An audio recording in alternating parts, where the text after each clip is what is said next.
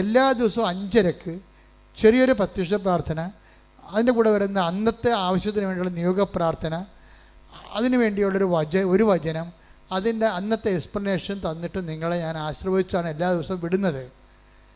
അപ്പോൾ അതുകൊണ്ട് തന്നെ 5:30 മണിയാകുമ്പോൾ തന്നെ ഇത് നോക്കിയിട്ട് അത് അപ്പം തന്നെ ഷെയർ ചെയ്യണം. ദൈവത്തിന് വേണ്ടി നിങ്ങൾ ചെയ്യണ ഒരു ദിവസത്തെ ആദ്യത്തെ പുണ്യപ്രവൃത്തി ഇത് കാണുന്നത്, അത് ഷെയർ ചെയ്യുന്നതുമായിരിക്കണം. അപ്പോൾ ദൈവത്തിൻ്റെ വഴിയാണ് മറ്റുള്ളവരെ കൂടി കർത്താവിലേക്ക് നിങ്ങൾ കൊണ്ടുവരുന്നതെന്ന് ദൈവത്തിന് തോന്നിയാൽ തീർച്ചയായിട്ടും ഉടമ്പടിയുടെ ഭാരങ്ങൾ കുറഞ്ഞ് അതിൽ ലഘുവാക്കി തരും കർത്താവ്. അപ്പം അതുകൊണ്ട് സുവിശേഷ പ്രവർത്തനം ഈ കാലത്ത് ചെയ്യാൻ കഴിയണത് വലിയൊരു അനുഗ്രഹമാണ്. പരിശുദ്ധ പരമദിവ്യകാരുണ്യത്തിന് പരിശുദ്ധ പരമദിവ്യകാരുണ്യത്തിന് പരിശുദ്ധ പരമദിവ്യകാരുണ്യത്തിന് നിന്റെ പ്രിയപ്പെട്ടവരെ, ഇപ്പോഴ് പ്രാർത്ഥിച്ചപ്പോഴ് ജസ്റ്റ് വചനം പ്രാർത്ഥിച്ച് ഓപ്പൺ ചെയ്തപ്പോൾ കിട്ടിയ സന്ദേശം സഖറിയായുടെ പുസ്തകമാണ്. സഖറിയ 8-ാം അധ്യായം 12-ാമത്തെ വാക്യം. സഖറിയ 8-ാം അധ്യായം 12-ാമത്തെ വാക്യമാണ് ഇപ്പോഴീശോ പ്രാർത്ഥനയെ സന്ദേശമായി നമുക്ക് നൽകുന്നതെന്ന് കരുതാം. വായിച്ചോളൂ. ഞാൻ സമാധാനം വിതയ്ക്കും, മുന്തിരി ഫലം നൽകും, നിലം വിളവ് നൽകും, ആകാശം മഞ്ഞു പൊഴിക്കും. ഈ ജനത്തിൽ അവശേഷിക്കുന്നവർ ഇതെല്ലാം അവകാശമാക്കാൻ ഞാൻ ഇടയാക്കും.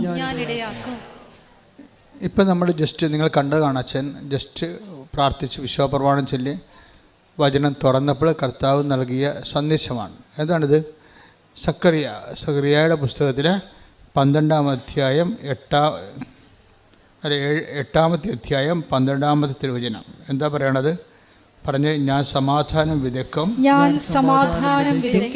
മുന്തിരി ഫലം നൽകും, നിലം വിളവ് നൽകും, ആകാശം മഞ്ഞു പൊഴിക്കും. ഈ ജനത്തിൽ അവശേഷിക്കുന്നവർ ഇതെല്ലാം അവകാശമാക്കാൻ ഞാൻ ഇടയാക്കും. അധ്വാനത്തിൻ്റെ മുന്തിരി ഫലം നൽകുമെന്ന് പറയുന്നത് നമ്മുടെ അധ്വാനത്തിന് ഫലം ലഭിക്കുമെന്നാണ്. പിന്നെന്താ അതിൻ്റെ അത് പറയണത്? മുന്തിരി ഫലം നൽകും, പിന്നെ നിലം വിളവ് നൽകും. അതും സെയിമാണ്.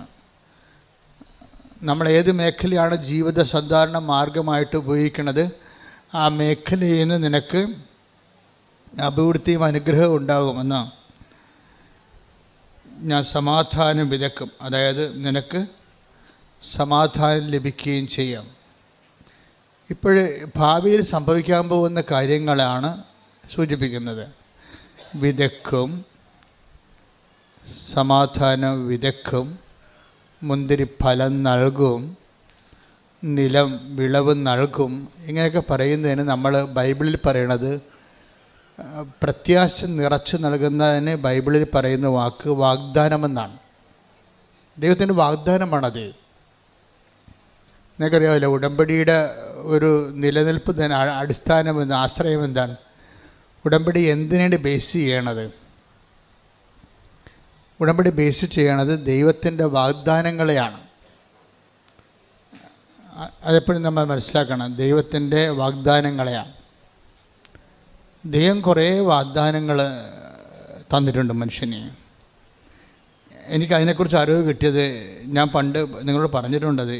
കോവിഡൊക്കെ വന്ന് നിങ്ങൾക്കൊക്കെ 8 ദിവസം കഴിയുമ്പോഴൊക്കെ കോവിഡ് മാറത്തില്ലേ? ഇപ്പം എനിക്ക് 1 മാസം നിന്നായിരുന്നു. മെഡിക്കൽ ഉള്ള ആൾക്കാർക്ക് തന്നെ ഡൗട്ട് എന്താ, ഇതെന്താ ഈ 1 മാസത്തേക്ക് പോണത്? കാര്യം ഇതിൻ്റെ ഈ പതിര മുഴുവനും ബ്ലോക്കാകുകയല്ലേ, അപ്പോൾ ചിലപ്പോൾ ശ്വാസം കിട്ടത്തില്ല. പക്ഷേ അപ്പോൾ ഇങ്ങനെ 1 മാസത്തേക്ക് പോകുമ്പോൾ ഡൗട്ട്, അത് കാരണമാണ് ഈ പ്രയാസം കൂടുന്നത്. ഈ പ്രയാസ സമയത്താണ് കർത്താവ് വാഗ്ദാനങ്ങളെക്കുറിച്ച് എന്നോട് ആദ്യം സംസാരിച്ചത്. ഈ പ്രയാസ സമയത്ത് നൽകിയിട്ടുള്ള ബൈബിൾ നോട്ടുകളാണ്. ഞാൻ അവിടെ അപ്പോൾ ഞാനൊരു കട്ടിലേൽ ഇങ്ങനെ ചുമക്കുന്ന കാരണം ഇങ്ങനെ നെഞ്ചൊക്കെ പൊക്കി കിടക്കുകയാണ്. അപ്പോൾ ഈ സമയത്ത് കയ്യിലൊരു കൈ കൊന്തയും അപ്പുറത്തെ ഇടത് വശത്ത് ബൈബിളും ഇരിപ്പുണ്ട്. അപ്പോൾ ഇങ്ങനെ ഈ കിടക്കുന്ന സമയത്ത് കർത്താവ് കുറേ കാര്യങ്ങൾ പറയും. ആ ദൈവത്തിന് എപ്പോഴും നമ്മുടെ ഈ ക്ഷീണരോഗകാലങ്ങൾ, അതുപോലെ തന്നെ ക്ഷീണകാലങ്ങൾ, അതുപോലെ തന്നെ നമ്മളുടെ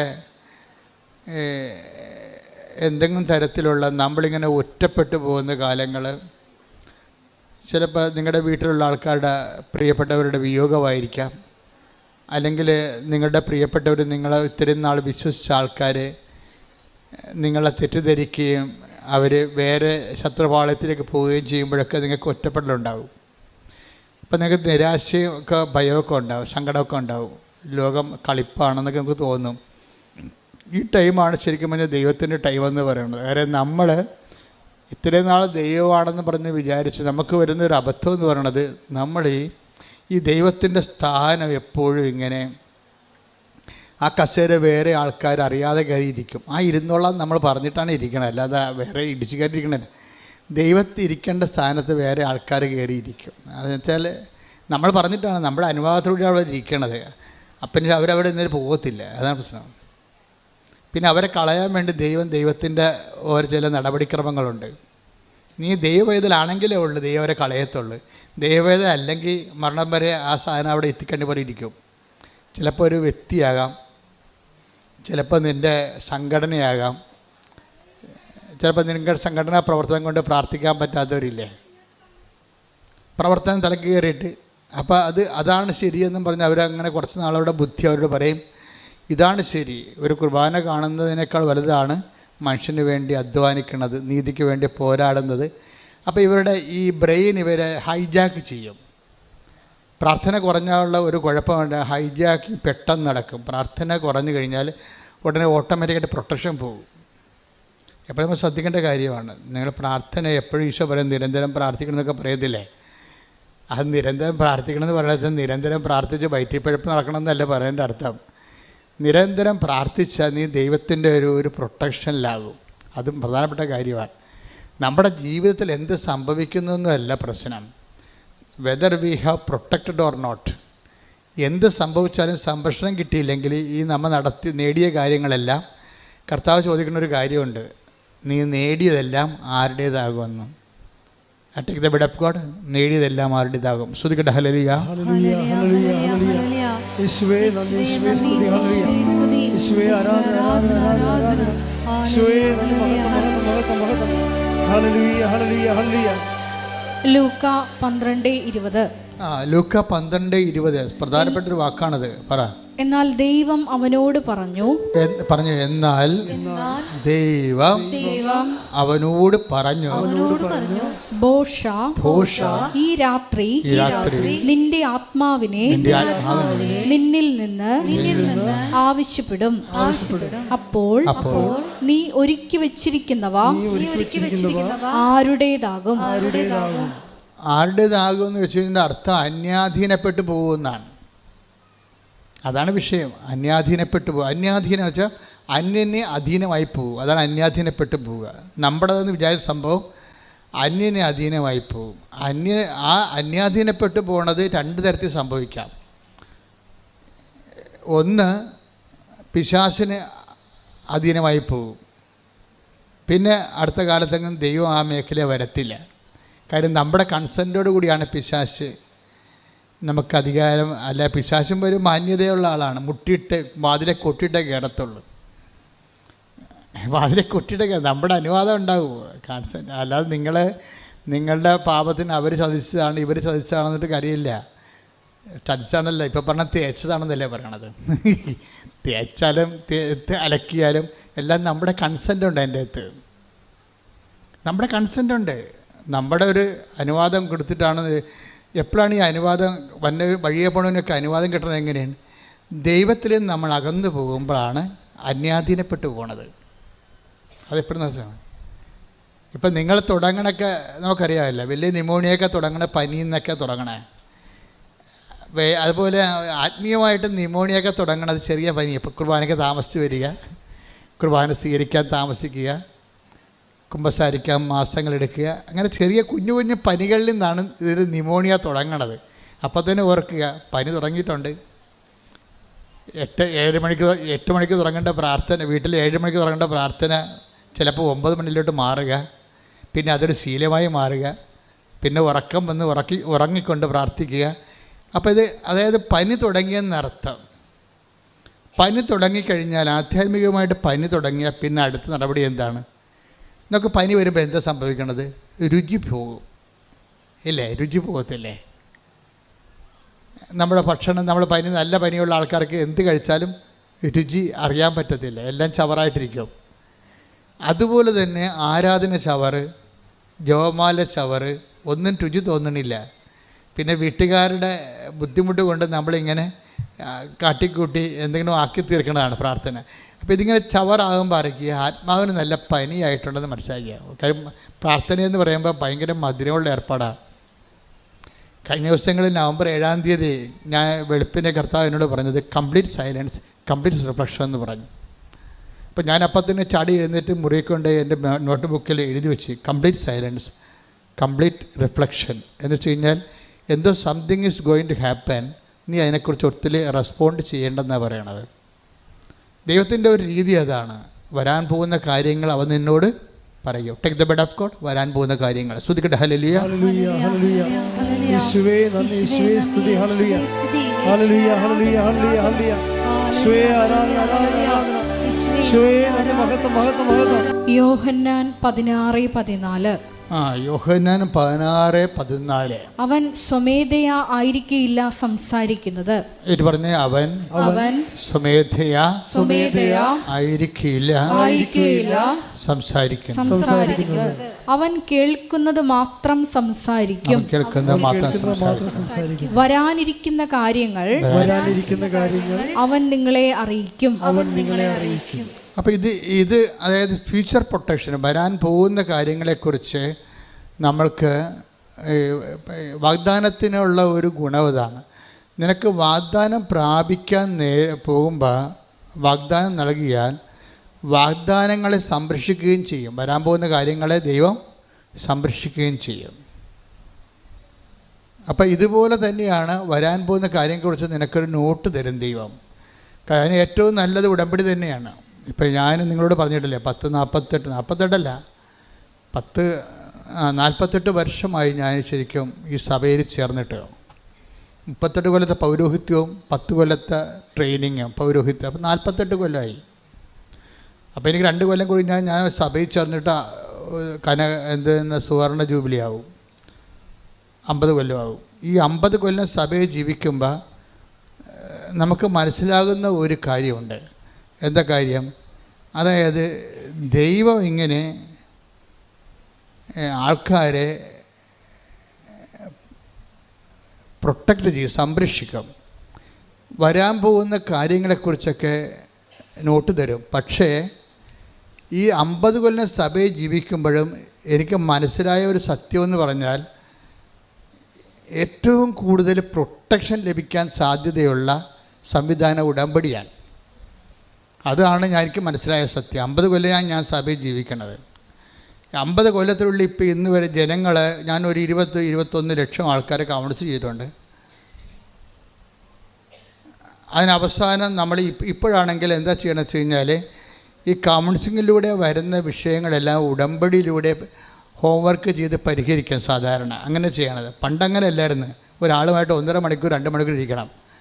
കണാഗുണ പറഞ്ഞുകൊണ്ടിരുന്ന് അവരുടെ സമയം വേസ്റ്റ്, നമ്മുടെ സമയം വേസ്റ്റ്. അത് പണ്ടിങ്ങനെ എൻ്റെ അടുത്ത് 10 മിനിറ്റ് 20 മിനിറ്റ് തൊട്ട് 2 മണിക്കൂർ വരെ ഞാൻ ആൾക്കാരോട് ഇരുന്നിട്ടുണ്ട്. അവസാനം ഞാൻ കൗൺസിലിംഗ് എന്ന് പറയുന്ന സംഭവം തന്നെ വെറുത്ത്. എന്താ കാര്യം? ഈ ഇരിപ്പെല്ലാം ഇരുന്ന് ഈ ആളിന് വേണ്ടി നമ്മുടെ ഇത്രയും പ്രഷ്യസ് ആയിട്ടുള്ള ടൈം വേസ്റ്റ് ചെയ്തിട്ട് അവർ വളർന്നോ ഇല്ലയോ, അവർക്ക് വീണ്ടും പ്രശ്നം ഉണ്ടാകുമ്പോൾ പിന്നെ ഓടി നമ്മുടെ അടുത്ത് വരും. അപ്പോൾ ഒരാളൊക്കെ പണ്ട് ഒരു മാസം 5 പ്രാവശ്യമൊക്കെ എന്നെ കാണുമായിരുന്നു. കാര്യം എന്താണ്? അതിങ്ങനെ തുറന്നിട്ടിരിക്കണ കാര്യമായതുകൊണ്ട് ആർക്കും വന്ന് ഇടിച്ചു തല്ലി കൈക്കൊള്ളാൻ കാര്യക്കാരനായിട്ട് വന്ന് തൻ്റെ ഉള്ളവനൊക്കെ വന്ന് കണ്ടുവച്ച് പോകും, അല്ലാത്തവന് കാണത്തില്ല. സ്വാധീനമില്ലാത്തവർ അറിയാത്തവരൊക്കെ പുറകിപ്പള്ളി. ഇപ്പോൾ അങ്ങനെ ഇപ്പം അങ്ങനെ പറ്റത്തില്ല. ഇപ്പം എന്താണ്, കൗൺസിലിലൂടെ പറയാവുന്ന എല്ലാ കാര്യങ്ങളും തന്നെ ഉടമ്പടിയിലൂടെ പരിഹരിക്കും നമ്മൾ. ആ ക്ലാപ്പ് എന്ന് പറയുന്ന സംഭവം ഇടിപെട്ട് സംഭവമാണ്. എന്താണ്, ക്രിസ്ത്യൻ ലൈഫ് അസസ്മെൻറ്റ് പേപ്പർ. എല്ലാ കാര്യങ്ങളുടെയും കൗൺസിലിങ്ങിൻ്റെ എല്ലാത്തിനും അടിസ്ഥാനം എന്താണ്, ക്രിസ്തുവിനെ നീ അറിയുക എന്നുള്ളതാണ് സംഭവം. എല്ലാം പരിഹരിക്കണം. എന്താണ്, he is the wonderful councillor. അവൻ എന്താണ്, വിസ്മയവഹനായ ഉപദേഷ്ടാവ്. Take the word of God. അവൻ വിസ്മയവഹനായ ഉപദേഷ്ടാവ്. ശ്രുതികട ഹല്ലേലൂയ.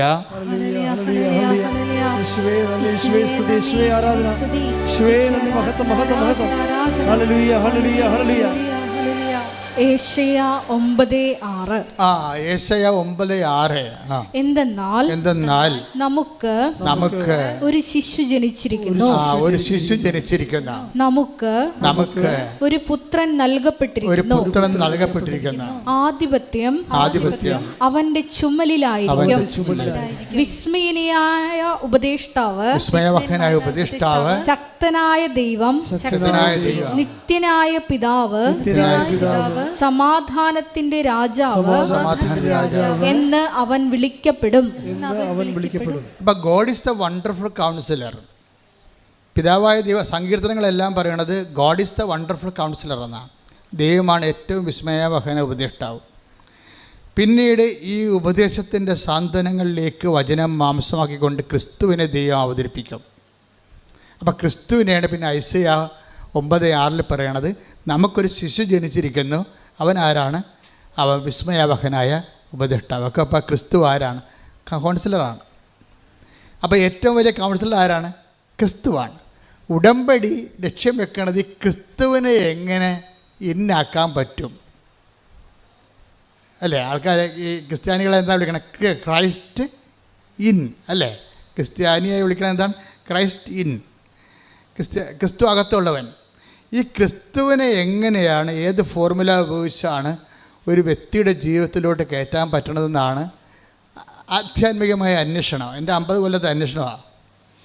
അങ്ങനെയാണ് ദൈവം നമുക്ക് ഉടമ്പടി വെളിപ്പെടുത്തി തരണത്.